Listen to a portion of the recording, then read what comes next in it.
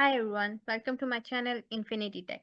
So in this video we are going to discuss about how we create a folder, how we rename it, how we drag and drop and something like this. So just let's go.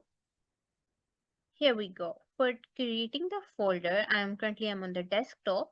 So creating the folder, I'm just clicking on the right click from my keyboard and here we go. Here is the new button. Just click on this new button and then go to the folder.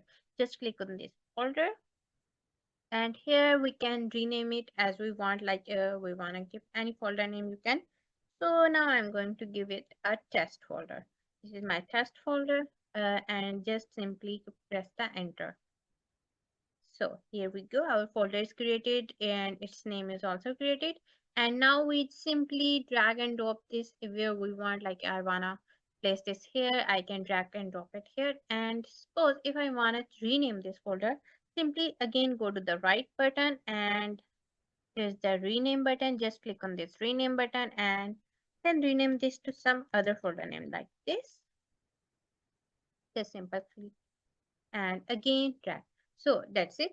So for this video, I'm just going to discuss about the folders and the details about the folder. So get more videos like this, just follow my channel Infinity Tech. Bye bye.